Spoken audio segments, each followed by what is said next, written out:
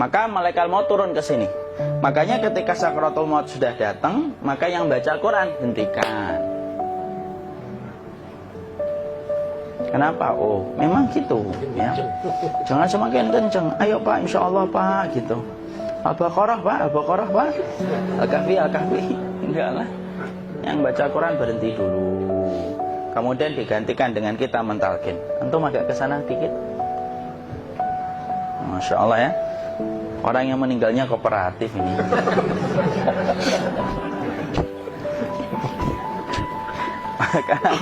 maka agak kesini ya. Maka disunahkan kita untuk mentalkinnya. Nanti ketika mentalkin jangan terlalu sering, jangan terlalu membebani. Jangan terlalu sering itu la ilaha illallah, la ilaha illallah. Tidak gitulah. Berat nanti dia ngerasakan. Di situ Imam Qurtubi juga menyampaikan, jangan terlalu sering karena itu memberatkan dadanya. Jadi ketika mentalkin, saya sampaikan, boleh diganti atau enggak Ustadz? Enggaklah, talkin itu ibadah. Ibadah itu tauqifiyah. Tauqifiyah itu enggak usah diganti. Karena Rasulullah mengatakan, lakinu ala mautakum la ilaha illallah. Talkin orang yang meninggal di antara kalian dengan la ilaha illallah. Enggak usah diganti Allah Ustadz yang lebih singkat, lebih pendek. Enggak usah. Subhanallah Ustadz, enggak usah. Kenapa? Karena talqin sudah ditetapkan ucapannya oleh Nabi, begitulah kita mencontohnya. Jadi tidak usah diganti. Cara mentalqin, jadi kalau keadaan sudah tenang, tolong kalau sudah sakaratul maut jangan ditinggalkan. Karena sesungguhnya pertempuran setan itu pada detik-detik kematian semacam ini. Dan betul-betul berusaha untuk menjadikan dia murtad. Nanti makanya di situ di buku nanti dibahas kan, pertempuran setan itu sampai detik-detik orang mau mati itu sudah ayo kufur, murtad aja tuh, kamu sakit kan? Nah, itu kayak gitu. Makanya jangan ditinggal. Capek gitu kok nggak meninggal gitu ya. Udah gantian mas. Dan jangan kemudian meninggalkannya. Mangkat dulu gitu. Udahlah, janganlah. Terus ditampingi terus.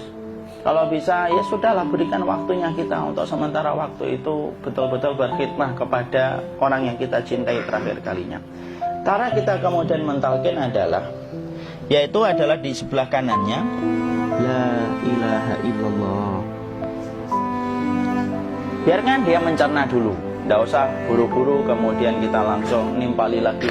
Dia mencerna dulu sembari kita doakan, peluk, ya Allah dimudahkan. Kalau ada orang yang bisa ngucapin la ilaha illallah itu siapa yang memberikan itu Ustaz? Yang memberikan kekuatan Allah Pak. Karena ngomong aduh aja sudah tidak mampu. Makanya Allah berfirman dalam surat Ibrahim, yusabbitullahu alladhina amanu bil qawli tsabit fil hayatid dunya wa fil akhirah. Allah teguhkan perkataan orang yang beriman dalam kehidupan dunia dan akhirat. Dunia itu ya ketika menjelang kematiannya. Makanya dia bisa ngomong la ilaha illallah. Sebenarnya ngomong aduh aja udah gak mampu. Kalau bisa ngomong, dia pasti ngomong aduhnya dulu. Tapi Allah yang menggerakkan. Ngomong la ilaha illallah. Makanya mangkana akhiru kalamihi la ilaha illallah dakhalal jannah. Barang siapa akhir kalamnya itu adalah la ilaha illallah, pasti masuk surga. Makanya kita lagi la ilaha illallah. Dah, cerna dulu. Tidak usah minta diburu-buru ya. Tidak usah gini, ayo la ilaha illallah. Ayo.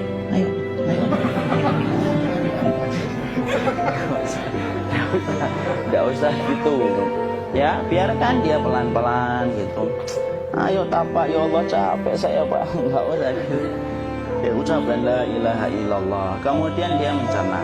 Lalu kalau dia sudah mengatakan, untuk mengatakan la ilaha illallah. Nah, kalau sudah mengatakan la ilaha illallah, berarti sudah.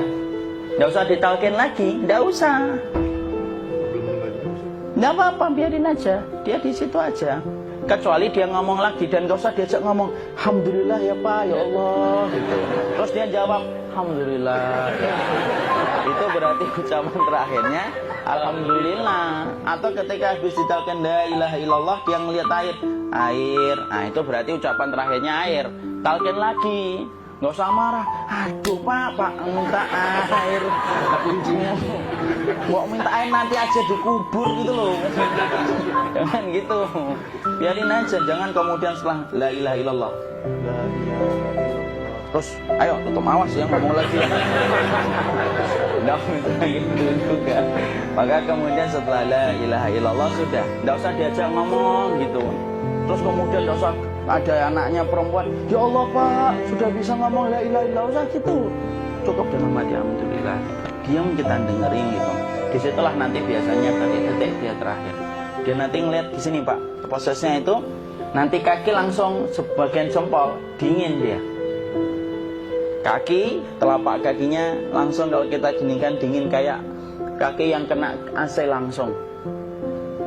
Kemudian dia langsung ningkup gini, dikit dia, mulai kaku dia. Atau kalau enggak, gini dia. Langsung kayak jatuh, kayak kepala nanti yang paling terakhir. Kepala itu pasti ada gerakannya Pak, ini meninggal itu. Pasti gitu. Pasti gitu. Karena apa? Sudah tidak ada beban ruh yang menahannya. Ya, cabut ya, set pelan, maka kemudian malaikat itu. Tapi tetap sakit lah, walaupun dikatakan ringan, tetap sakit. Maka kemudian sakit gitu, ngelewatin sini, jantung kemudian sudah tidak berfungsi, kemudian ginjal Pak, ngelewatin ginjal tidak berfungsi. Bapak bayangkan kan, kalau yang pernah sakit batu ginjal Pak, sepakat nggak kalau kita batu ginjal itu sakitnya luar biasa Pak? Itu baru titik batu kecil di ginjal. Kita bisa bayangkan tiba-tiba ginjal tidak berfungsi, sakitnya kayak apa Pak? Tiba-tiba ginjal nggak berfungsi, pankreas naik, kemudian tek jantung. Jantung ini dia masih hidup dia, di sininya masih hidup walaupun jantungnya sudah berhenti. Naik, kemudian mata dia ngelewatin mata. Organ tubuh yang paling setia sama ruh itu mata. Maka kemudian mata dia ngelihat dia, ngelihat keluarnya, naik dia. Ya dilihat ini sama dia. Makanya Rasulullah mengatakan innar ruha idza qubida tabi'ahul basar. Ruh itu kalau dicabut, mata itu ngikutin kemana perjalanan ruh itu. Makanya ada yang meninggalnya gini. Ya itu bukan tanda su'ul khatimah, itu tanda fitrahnya mata ngikutin ruh. Atau kemudian bukanya sedikit. Ada yang kayak senyum Pak, ada yang kesini yang keringetan, nah itu tanda husnul khotimah. Ada yang senyum. Jadi sakitnya setelah selesai itu plong gitu. Makanya kemudian ada yang tersenyum. Maka itu tanda. Kalau kita ngelihat orang yang membuka mata kayak gini, tidak usah takut. Cepat-cepat kemudian kita nanti tutup. Biasanya kalau terlalu lama, itulah yang menjadikan ini tidak bisa ditutup. Makanya harus pakai kapas akhirnya. Karena apa? Karena pas meninggal nggak langsung ditutup. Biasanya karena perawat takut, dokternya juga nggak tahu itu, dibiarin itu. Makanya ada beberapa mata yang ditutup pakai tensoplas kan? Sebenarnya kalau langsung bisa nutup dia, fitrahnya nutup mata itu.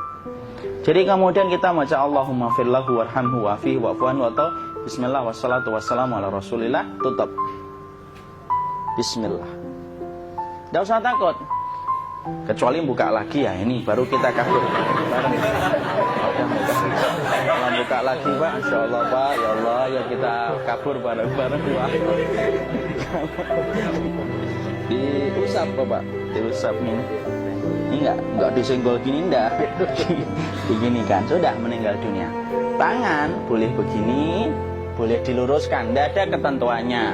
Boleh gini, boleh kemudian lurus. Tidak usah disalahin kalau ada yang lurus. Lu itu tangannya gimana sih? Posisikan kayak sholat, tidak ada perintah kayak gitu. Jadi kemudian dikondisikan saja terus. Maka kemudian dipijit-pijit, akiknya dikeluarin. Kemudian jamnya dilepas, gigi palsunya dilepas kalau ada, ya. Kemudian apa setelah itu? Coba buku.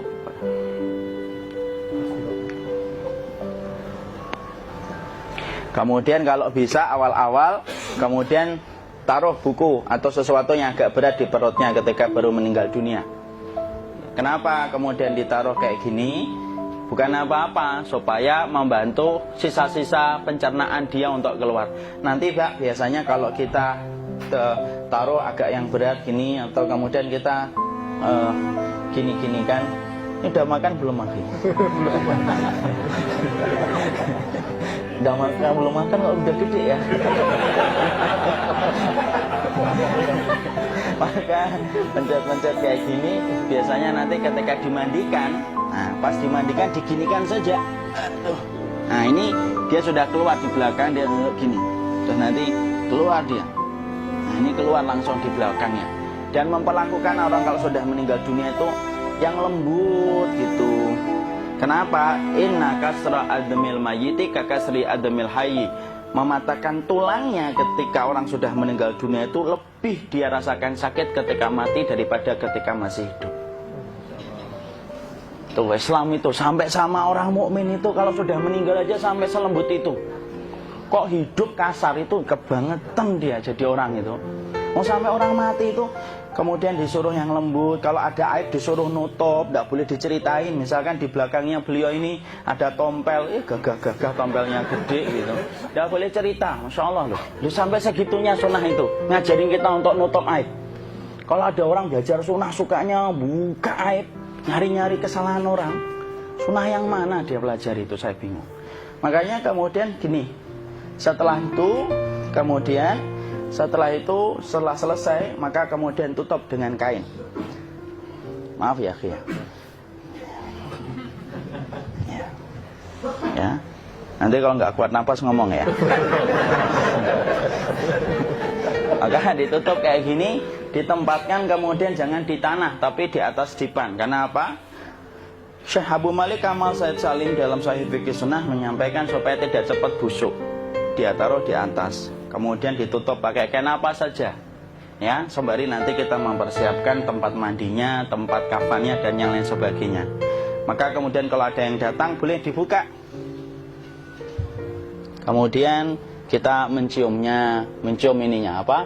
Kemudian keningnya. Kemudian kita berdoa, nutup lagi kayak Rasulullah ditutup. Kemudian yang datang terakhir itu salah satunya Abu Bakar. Dibuka kemudian beliau, ya Allah ya Rasulullah, engkau adalah orang yang percaya hidup dan matimu. Dan tidak mungkin Allah itu mematikan engkau 2 kali ya Rasulullah. Maka kemudian ditutup kembali. Saat itu para sahabat dalam keadaan mendung semuanya. Maka disitulah kita lakukan kayak gini. Ditutup ini Ustaz ya. Kasihan tidak bisa nafas, insya Allah tidak butuh nafas lagi. Jadi kemudian kita semacam ini kita persiapkan apa yang bisa kita lakukan. Nah itulah proses kematian dari sakit, sakaratul maut sampai kematian.